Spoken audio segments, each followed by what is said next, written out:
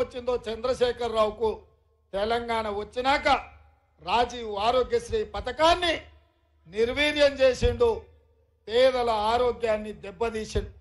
అందుకే సోనియమ్మ నాయకత్వంలో ఏర్పడ్డ ఈ ప్రజా ప్రభుత్వం అధికారం చేపట్టిన 48 గంటల్లోనే ప్రతి పేదవాడి ఆరోగ్యం కోసం 10 లక్షల రూపాయలు ఉచితంగా వైద్యానికి అందించి పేదల ప్రాణాలు కాపాడే బాధ్యత మాది అని ఇందిరమ్మ ప్రభుత్వం ఈనాడు బాధ్యత తీసుకున్నది. ఇదే కాదు, ఆడబిడ్డల కన్నీళ్లు తీర్వడానికి ఆనాడు దీపం పథకం ద్వారా గ్యాస్ పొయ్యి సిలిండర్ ఇచ్చి 400 రూపాయలకి ఆనాడు సిలిండర్ ఇచ్చింది సోనియమ్మ. కానీ కేంద్రంలో మోడీ, రాష్ట్రంలో కేడీ అధికారంలోకి వచ్చిన 10 ఏళ్లలో 400 ఉన్న సిలిండర్ 1200 చేసి మా ఆడబిడ్డల సొమ్ము దోసుకొని వాళ్ళ ఉసురు కొట్టుకొని ఇవాళ కేసీఆర్ పతనమైండు. సిలిండర్ పొయ్యి పోయి మళ్ళీ కట్టెల పొయ్యి వచ్చే కాలం వచ్చింది. అందుకే మా ఆడబిడ్డల్ని, మా అక్కల్ని దృష్టిలో పెట్టుకొని సోనియమ్మ మాకు ఆదేశాలు ఇచ్చింది. రేవంత్, నువ్వు ఆడబిడ్డలకు 500 రూపాయలకే సిలిండర్ ఇవ్వాలి, ఆడబిడ్డల కన్నీళ్లు తూడవాలి అని సోనియమ్మ ఆదేశిస్తే ఇవాళ గ్రామ గ్రామాన, తండాలలో, గూడాలలో, మారుమూల పల్లెల్లో పేదోళ్లకు 500 రూపాయలకే సిలిండర్ ఇచ్చి 40 లక్షల కుటుంబాలను ఇవాళ మన ప్రభుత్వం ఆదుకున్నది. ఇదే కాదు మిత్రులారా, వ్యవసాయానికి ఉచిత కరెంట్ ఇస్తుంటే నా పాదయాత్ర సందర్భంగా రాహుల్ గాంధీ గారు కూడా మీ ప్రాంతంలో పాదయాత్ర చేస్తున్నప్పుడు భూమి లేని పేదవాళ్ళు వచ్చి, అయ్యా భూమి ఉన్నోళ్ళకే ఉచిత కరెంట్ ఉంది, మా ఇళ్లలో బిల్లు మోత మోగుతుంది, మొదటి తారీఖు వస్తే గుండెలు అదురుతున్నాయని చెప్పిండ్రు.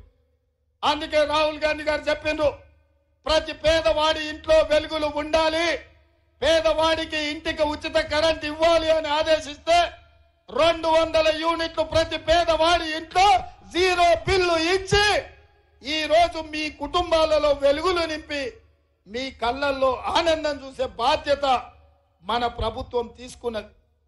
ఆనాడు పేదవాడు ఇల్లు లేక పేక మేడల్లో, పూరి గుడిసెల్లో బాధపడుతుంటే, ఆత్మగౌరవం దెబ్బతింటుంటే, కొడుకు కోడలు వస్తే ఏడ ఉండాలో తెలియక పిల్లగానికి పెళ్లి చేయాలంటే తల్లిదండ్రులు ఇబ్బంది పడుతున్నప్పుడు డాక్టర్ వైఎస్ రాజశేఖర రెడ్డి గారు ప్రతి పేదవాడికి తండాలలో, గూడాల్లో, మారుమూల పల్లెల్లో, బస్తీలలో ఉండే ప్రతి వాడికి, ఇల్లు లేని వాడికి, పెళ్ళైన వాడికి ఆనాడు ఇందిరమ్మ ఇల్లు 25 లక్షలు తెలంగాణ రాష్ట్రంలో ఇచ్చి పేదల్ని ఆనాడు కాంగ్రెస్ ప్రభుత్వం ఆదుకున్నది.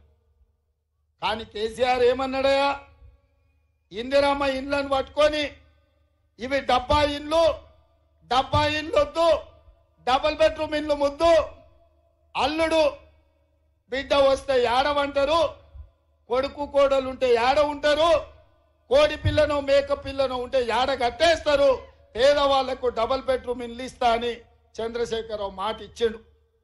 నేను అడుగుతున్నా, ఇక్కడికి వచ్చిన వేలాది మందిని, మా అక్కల్ని అడుగుతున్నా, మీకెవరికైనా డబుల్ బెడ్రూమ్ ఇల్లు వచ్చిందా? మీకెవరికైనా డబుల్ బెడ్రూమ్ ఇల్లు ఇచ్చిందా? ఆ సన్నాసి ఇల్లు ఇవ్వలేదు, మీ సంసారాలను చూడలేదు.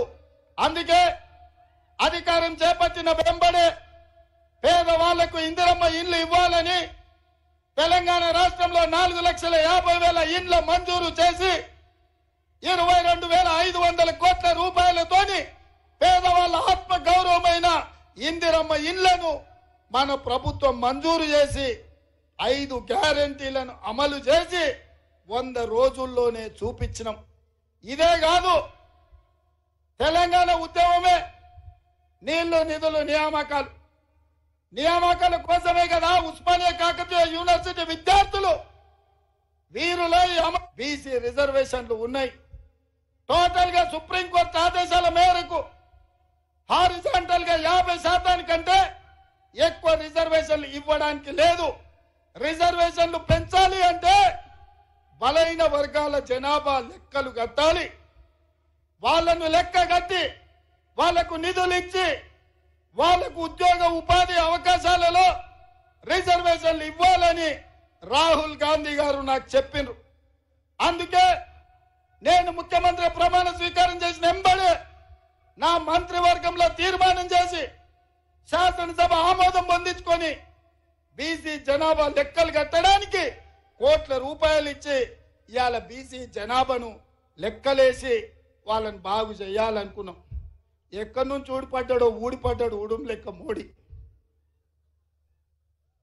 గుజరాత్ నుంచి బయలుదేరిండు. గుజరాత్ గురించి ఒక్క మాట చెప్పాలి. మనల్ని బ్రిటిష్ వాళ్ళు ఎట్లా వెళ్ళిండ్రో తెలుసా మిత్రులారా? బ్రిటిష్ వాళ్ళు సూరత్ నుంచి అంటే గుజరాత్ నుంచి లోపలికి వచ్చిర్రు. సముద్రం పక్కన సంసారం పెట్టిండ్రు. అన్నదమ్ముల మధ్యలో పంచాయతీ పెట్టిర్రు. ఇక్కడ ఉన్న సంస్థలను రాజ్యాలలో ఉన్న సొమ్మును చూసిండ్రు.